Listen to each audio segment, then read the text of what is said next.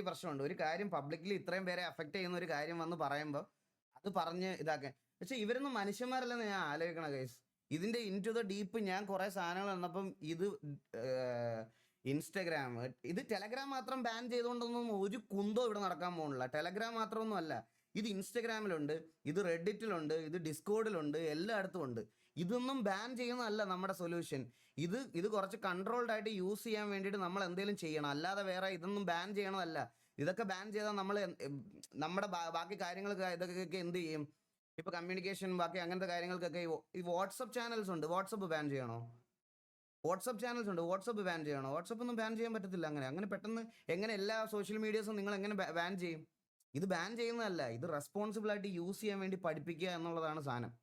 അല്ലാതെ ഇത് ബാൻ ചെയ്യുന്നുണ്ടോ ഇതൊന്നും ഇതാക്കുന്നുണ്ടോന്നും അല്ല കാര്യം. പോലീസ് എന്താ പറഞ്ഞു? ഇപ്പോൾ കേസിന്റെ ഡീറ്റെയിൽസ് എനിക്ക് ഇപ്പോൾ ഡിസ്ക്ലോസ് ചെയ്യാൻ പറ്റത്തില്ല. അത് ഒരു കാര്യം ഞാൻ പറഞ്ഞുതരാം. കേരളത്തിലെ സൈബർ ഇതിന്റെ ഹെഡിൽ നിന്ന് എന്നെ വിളിച്ചായിരുന്നു. ആൻഡ് അവർ എൻ്റെ എല്ലാ ഡേറ്റാസും കളക്ട് ചെയ്തു. ഞാൻ എല്ലാ ഡേറ്റാസും ഹാൻഡ് ഓവർ ചെയ്തു. ഏകദേശം ഒരു 10-13 പേരുടെ ഡീറ്റെയിൽസ് ഞാൻ അവർക്ക് ഹാൻഡ് ഓവർ ചെയ്തു. ആൻഡ് ബാക്കിയൊക്കെ ഇനി അവരുടെ കയ്യിലുള്ള കാര്യങ്ങളാണ്. അവർ ഇതാക്കാം. അപ്പോൾ എന്തെങ്കിലും ഒരു ഇതുണ്ടാകുമ്പോൾ എന്നെ വിളിപ്പിക്കാമെന്ന് പറഞ്ഞിട്ടുണ്ട്.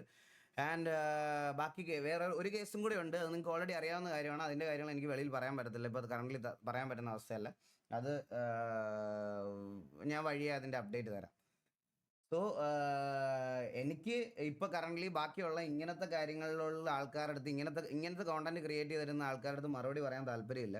അത് ഞാൻ അങ്ങനെ ചെയ്യുന്ന, അതായത് ഞാനിപ്പോൾ പറയാണ്, ഞാൻ towards the live toxicity use ചെയ്യുന്ന ഒരാളാണെങ്കിൽ ഓക്കെ. ഞാനിപ്പോൾ 8 വർഷമായി സ്ട്രീം ചെയ്യാൻ തുടങ്ങിയിട്ട്. എൻ്റെ പേരിൽ എനിക്ക് അങ്ങനെ ഒരു അലിഗേഷൻ ഇതുവരെ എനിക്ക് വന്നിട്ടില്ല. ആൻഡ് ഇപ്പോഴും നമ്മുടെ ലൈവ് കാണുന്ന ഒരുപാട് ഫാമിലി ആയിട്ടുള്ള ആൾക്കാരുണ്ട്. പക്ഷെ ബട്ട് സ്റ്റിൽ കാണുമ്പോഴൊക്കെ എന്നോട് പറഞ്ഞിട്ടുണ്ട് ഈ പറയണ തെറിവുകളുടെ കാര്യമൊക്കെ എന്നോട് പറഞ്ഞു. ഇവൻ എൻ്റെ അച്ഛനും അമ്മയും പോലും എപ്പോഴും വഴക്ക് പറയണ കാര്യം അതാണ്. മനസ്സിലായ എൻ്റെ അടുത്ത്? അപ്പോൾ അത് തെറ്റാണ്. അത് ശരിയാണെന്ന് ഞാൻ ഒരിക്കലും വാദിക്കില്ല. അത് തെറ്റാണ്. പക്ഷേ അത് അങ്ങനെ ചെയ്യണതല്ല. കയ്യിൽ നിന്ന് കൺട്രോൾ പോകുന്ന സമയത്ത് പറ്റിപ്പോകാനായിട്ടുള്ള കാര്യങ്ങളാണ്. ആൻഡ് എനിവേ ഇതിൻ്റെ ഒരു അവസാനം കിട്ടുന്നത് വരെ, ഇതിന് എനിക്ക് എൻ്റെതായിട്ടുള്ള ഒരു നീതി കിട്ടുന്നത് വരെ ഞാൻ ഫൈറ്റ് ചെയ്യും. അത് ഞാൻ ഒരു സംശയവുമില്ല ഗൈസ്. ഞാൻ ഇനി എന്തൊക്കെ ഇതാക്കണം. അപ്പം എനിക്ക് ഞാൻ കുറച്ച് ഗ്യാപ്പ് എടുത്തത് അതുകൊണ്ടാണ്. ഞാൻ ഇങ്ങനത്തെ ഒരു ചെറിയ ഗ്യാപ്പുകൾ ഇതിനകത്ത് ഉണ്ടാവും. അപ്പോൾ നിങ്ങളത് മനസ്സിലാക്കണം. വേറെ ഒന്നും കൊണ്ടല്ല. എന്താ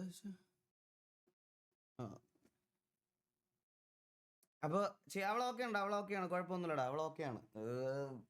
ലൈക്ക് ഇതിപ്പോ കുറെ നാളായില്ലടാ, ഫേസ് ചെയ്ത് ഒരുപാട് നാളായി. മനസ്സിലായി? അതുകൊണ്ട് ഇതിനോട് ഇപ്പൊ അവൾ അഡാപ്റ്റീവ് ആയി തുടങ്ങി.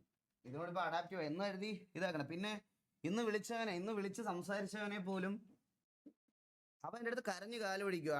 ബ്രോ പറ്റിപ്പോയതാണ്, എനിക്ക് കൂട്ടുകാരില്ലാത്തോണ്ടാണ്, എനിക്ക് കൂട്ടുകാരില്ല, അതുകൊണ്ടാണ്, അതാണ് ഇതാണ് എന്തൊക്കെയോ പറഞ്ഞ് കരയുന്നു. എനിക്ക് അറിഞ്ഞൂടാ ഇതിനൊക്കെ എന്താ ചെയ്യേണ്ടതെന്ന് സത്യം പറഞ്ഞ. അപ്പൊ ഇത്രയൊക്കെയാണ് കാര്യങ്ങൾ. ദേവിടെ ഉണ്ടാ? ദേവിടെ ഉണ്ട്, താഴെയുണ്ട്. സത്യം ഇവിടെ വീട്ടിലുണ്ട്. ഓരോന്ന് പറഞ്ഞു വലിപ്പിക്കുന്ന കേൾക്കുമ്പോ കുഞ്ഞിനെയൊക്കെ ലൈവ് കാണിക്കാൻ പേടിയാ ഇപ്പൊ എനിക്ക്. പറയാതിരിക്കാൻ വയ്യ.